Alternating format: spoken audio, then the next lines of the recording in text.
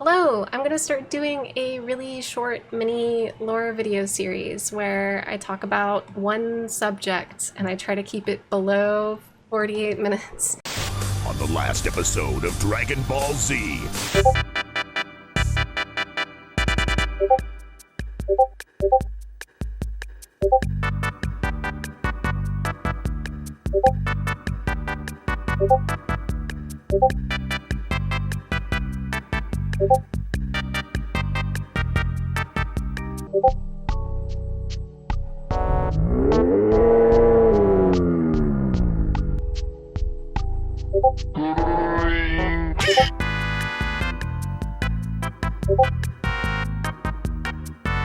I'm gonna actually try to keep these like really short, like maybe 7, 6, 5 minutes.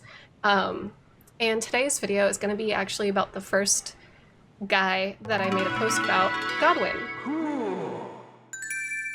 One of the biggest questions that I get asked is, which corpse is the real Godwyn Corpse? What is that thing under Stormveil? Who's Godwyn? What is Godrick Godwyn? I get a lot of questions. I get a lot of random ones. But first off, Godwyn is the firstborn child of Queen Marika and Godfrey, and Godrick, the first boss of the game, is a distant relative to some degree. We don't know in what way. It's not really clarified, but Enya tells us this. But Godwyn is the firstborn. He's kind of like the golden child. He's literally called Godwyn the Golden. And when he gets assassinated during the Night of the Black Knives, Ranni the Witch hires the Black Knife assassins to carve one of these curse marks into his body, and then she carves the other curse mark into her body. I actually don't know which mark is which, but they each have one. And what this does is it destroys like a half of yourself. So in the Elden Ring world, we have a body and a soul. And they're two very separate, tangible things. You see ghosts all over the place. We can summon ghosts. And Ranni destroys her body, but she puts her soul into a doll. Whereas Godwyn's soul dies, but his body stays alive. And so what we see is this manifestation of what would happen to a body post-mortem if it was still alive, but if the soul was dead. And it seems like what happens to it with the Deathblight curse, which is protruding from like his neck. I'm assuming that that's where the half mark would have been on his back. Like it would be kind of where his this section would be deteriorating from the back forward. But I know that if you spin him around, you actually can't see the curse mark. I don't know if it's because we were ever intended to see his back, but I don't know.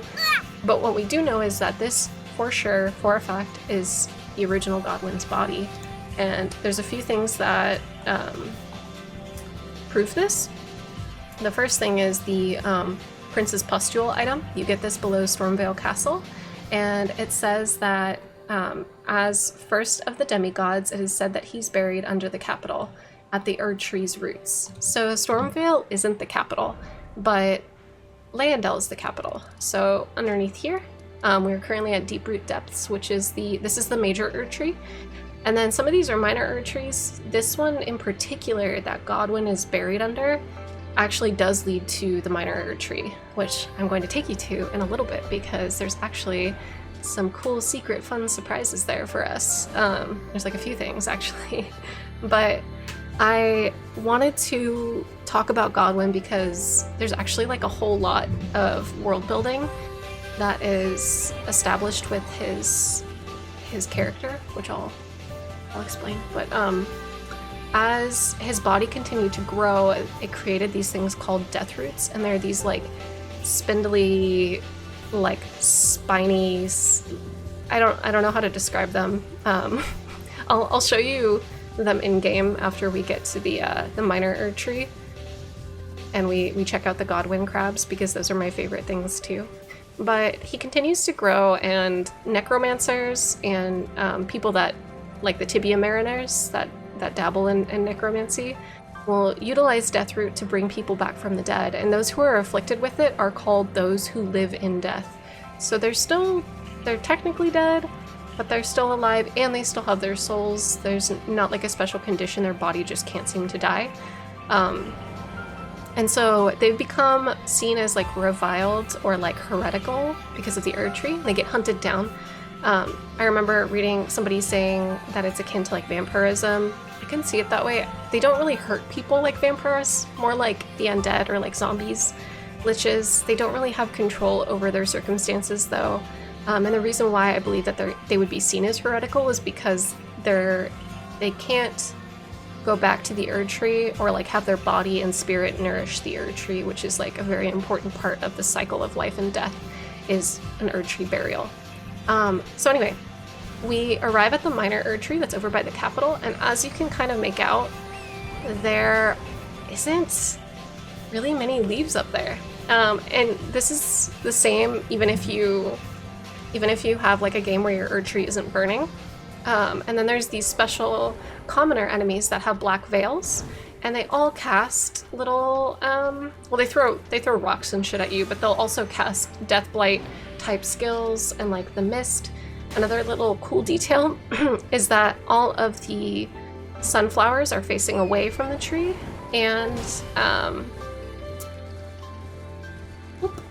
there is no Erd Tree avatar here, so the minor Erd Tree is no longer worth protecting. And I kind of wonder if Godwyn were to spread his roots through all of the minor Erd Trees, if he would effectively kill off the entirety of the tree. And it makes me curious. Another really cool little like Easter egg fun facty thing is that down here we can actually see little quabs, and they all have Godwyn's face on them. So Godwyn is like infinitely replicating himself, trying to grow. He doesn't have like a will or a conscience, so that spooked me. So it's not like he's like aware that he's growing, but he's always watching us, and it's great.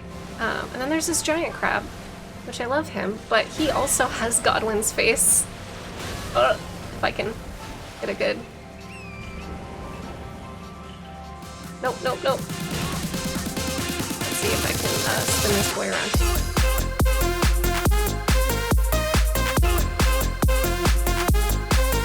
You want me to kick your ass? But you can come here and visit him yourself if you'd like to. Godwyn Crab is a really cool little detail that's in the game.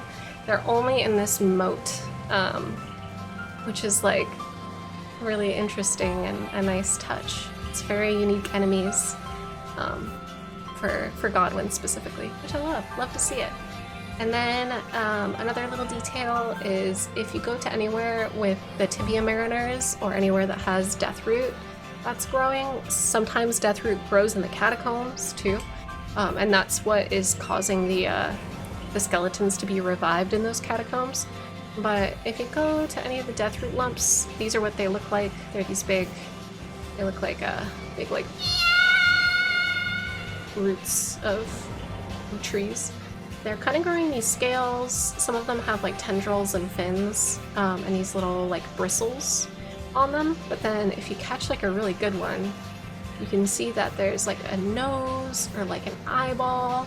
So Godwyn is replicating himself even over here too. So you can see this eyeball. So ooky spooky stuff. He's everywhere. I kind of love it. I love the creepy. If they made a FromSoft survival horror game, I would be down. Bloodborne was almost it. It was like the gothic eldritch horror, but yeah, love to see it. That's all I gotta say about my boy Godwyn. Stay tuned for scenes from the next episode of Dragon Ball Z. I'm gonna talk about Miquella and death and the revival of Godwyn in another video. That's a whole other tangent for another time.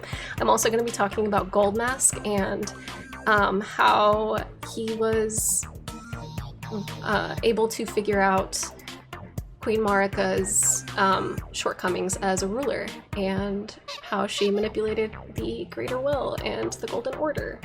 I'm gonna talk about all of it. Don't worry. Bye.